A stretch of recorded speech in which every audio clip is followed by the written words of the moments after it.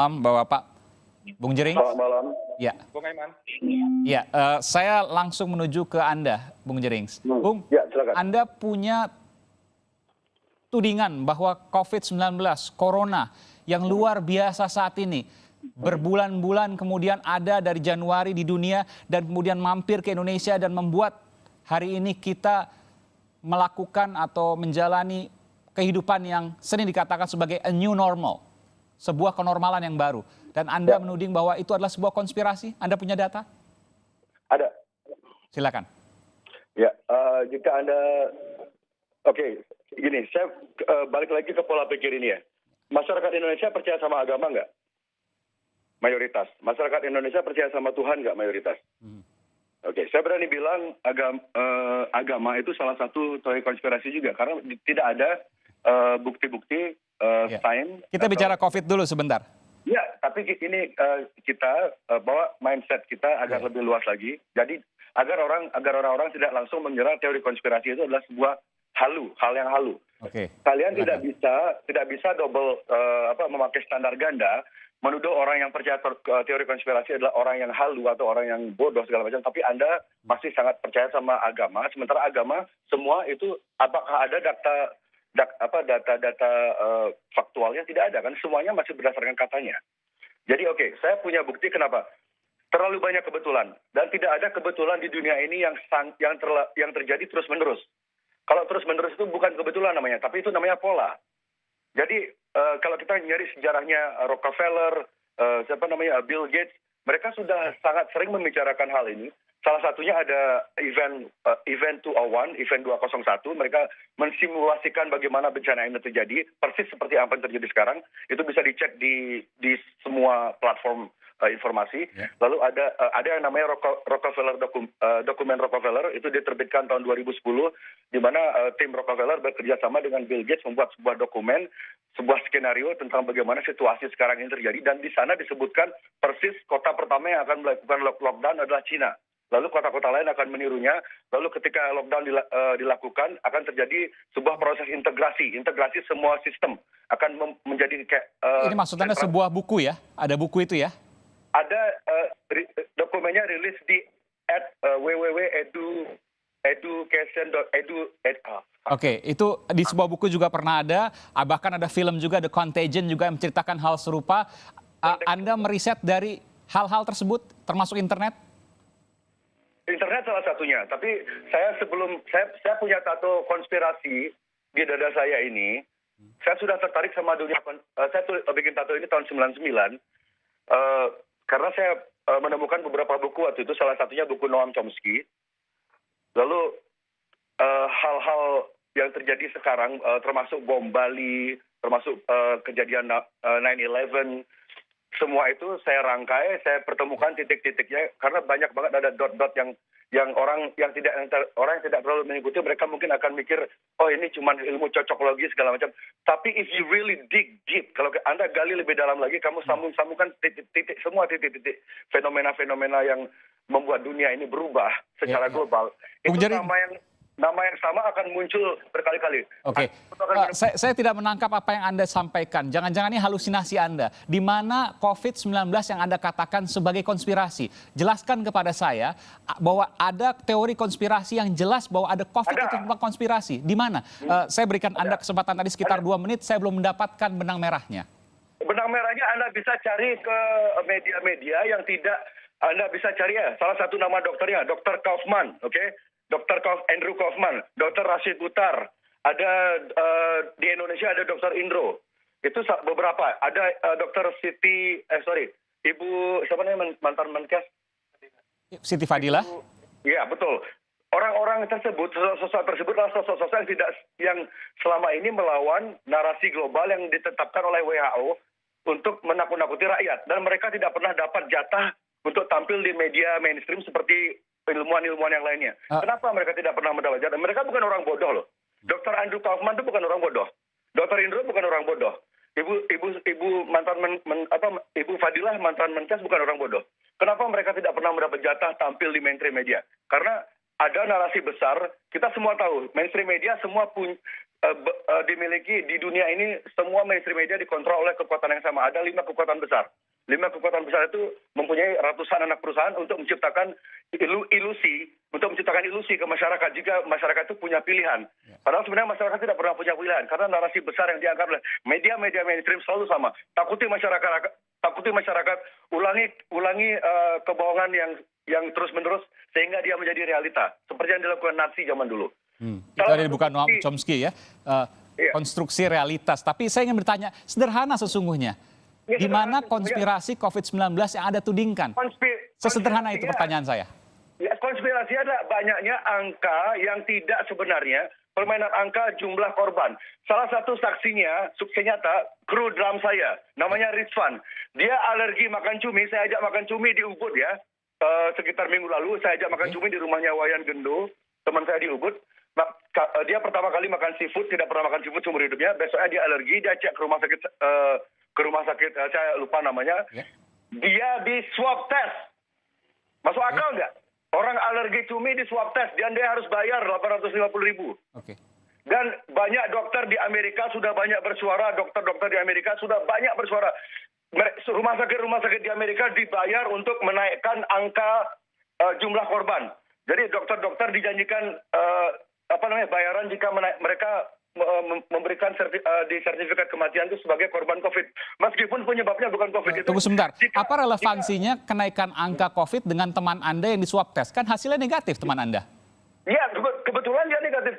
Jadi sekarang kita bayangin aja, berapa banyak orang yang sebenarnya bukan karena COVID, tapi di swab test. Sementara orang yang menciptakan, orang yang dipakai standar emas sebagai alat menciptakan alat tes tersebut, orang itu juga menyatakan, kalian bisa search di jurnal-jurnal, pencipta alat tes tersebut bilang alat untuk rapid test atau swab test itu tidak komprehensif dijadikan alat penentu. Iya.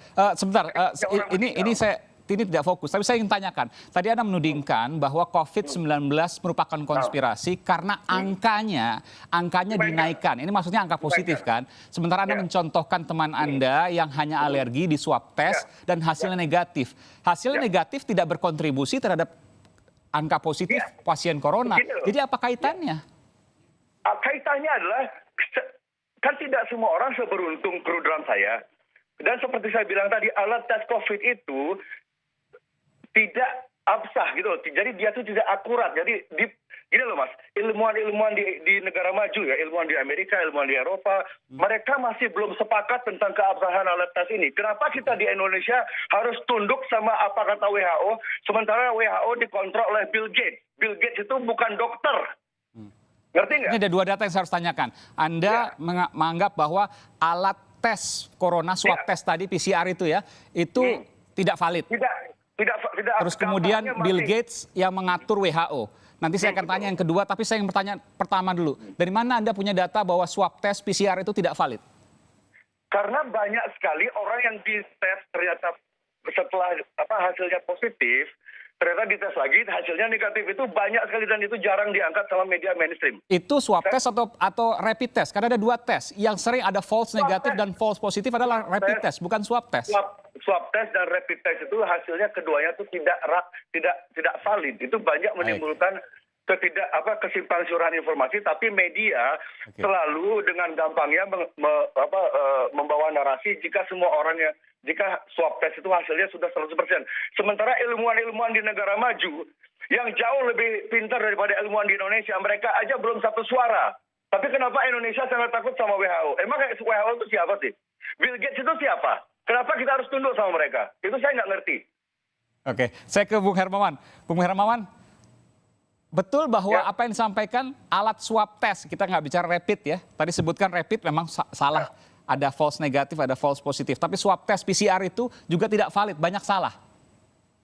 Sejauh ini para peneliti untuk swab tenggorokan melalui real-time polymerase chain reaction itu menganggap 96% itu hasilnya valid. Agak berbeda dengan rapid test.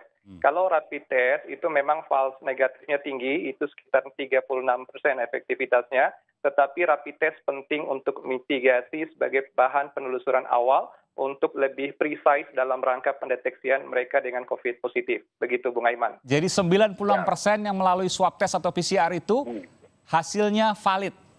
Ya, demikian menurut evidence-nya. Maka kalau kami dari Ikatan Ahli Kesehatan Masyarakat selalu berbicara atas evidence-based public health atau segala sesuatu yang berbasis dengan bukti dan data. Nah, tetapi kalau punya bukti. Ya, boleh nggak Bung Aiman saya masuk sedikit tentang teori konspirasi ini? Silakan. Jadi izinkan saya bercerita sedikit agak panjang ya. Pada dasarnya segala sesuatu saya bersepakat bahwa tidak ada sesuatu itu yang kebetulan. Bahkan kejadian COVID-19 di dunia ini adalah ibrah dan ujian untuk umat manusia. Nah, tetapi pandangan tentang COVID-19 ini sebuah konspirasi, kita boleh melihatnya dari 3 sisi. Pertama dari sisi propaganda dan juga sejarah. Yang kedua, sisi dari aspek struktur genetika SARS-CoV-2 penyebab COVID-19. Yang ketiga dari aspek angka-angka, insiden dan prevalensi COVID-19 di dunia. Kalau saya boleh bercerita pertama terkait dengan propaganda, yang paling heboh sekali di awal kejadian ini, itu terkait dengan film yang Bung Aiman sebut sebagai Contagion. Ya. Contagion ini film tahun 2011 kalau nggak salah, di mana sutradaranya adalah Steven Soderbergh, gitu ya.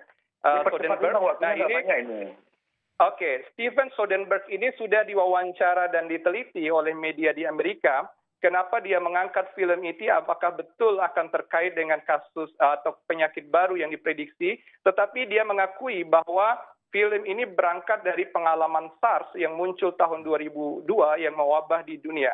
Saat itu SARS sebagai sebuah penyakit yang mengagetkan, virus corona, dan memang ini berlanjut sampai munculnya kasus MERS, di mana rumpun corona terjadi lagi pada tahun 2012 di Middle East. Tetapi kalau dilihat dari segi kenyataan yang terjadi di Wuhan, Provinsi Hubei di Tiongkok sejak akhir 2019, bulan Desember, dengan film The Contagion ini, itu terjadi perbedaan dalam modifikasi jalan cerita dan juga jenis virus ini. Di mana kalau di ceritanya Steven Soderbergh ini, dia memodifikasi virus SARS ini menjadi virus baru yang disebut dengan MERS-1, yaitu meningoencephalitis, di mana dia menggabungkan antara dua rumpun virus dari rumpun virus flu dengan Nipah yang terjadi di Malaysia dan di India sekitar tahun 2001 dan 90-an. Jadi kejadian ini dimodifikasi sedemikian rupa dengan jenis film ini adalah fiksi sains. Jadi memang mencoba menggabungkan antara dua. Nah, sehingga dari kesimpulan dari propaganda terkait dengan film yang dibintangi oleh Matt Damon, Jude Law, kita ngomongin film ini ya? Iya, nanti saya berikan kesempatan Bung Jering. Oke, ini dibuktikan. Halo? Kita masih ada 2 segmen lagi. Saya akan berikan kesempatan pada Anda dengan waktu yang cukup. Saya berjanji, Bung Jering. Disimpulkan oleh para peneliti media tidak ada kaitannya dengan kejadian SARS-CoV-2 penyebab COVID-19. Nah, yang kedua terkait dengan struktur virus corona. Saya akan bercerita tentang kecanggihan struktur genom SARS-CoV-2. Ini menjadikan seolah-olah ada perang Pasifik baru antara China dan Amerika. Kalau dulu perang Pasifik kita kenal dengan Jepang versus Amerika di dunia kedua, nah sekarang dalam bentuk yang lain. Nah, China menuduh kecanggihan struktur genetika ini akan berkaitan dengan perang itu sendiri, karena memang seluruh pakar sebagaimana Wakil Ketua Eijkman mengatakan, virus ini sangat berbeda. Nah, itu kan di dalam mahkota itu ada yang disebut dengan rantai yang berjenis S di dalam struktur proteinnya corona ini, di mana dia itu berlaku seperti karet. Kalau dia menempel pada sel pernapasan kita, itu akan menyebabkan reaksi yang cukup cepat dan penularannya masif, penggandaan dirinya cepat.